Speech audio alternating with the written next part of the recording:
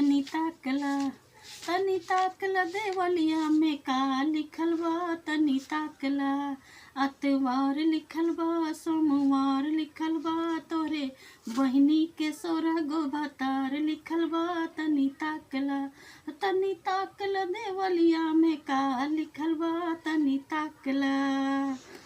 दुल्हा के बहिनी ना पढ़े में तेज ना पढ़ावे में तेज खाली 16 गो लड़का पटावे में तेज तनी ताकला देवलिया में का लिखल बा तनी ताकला।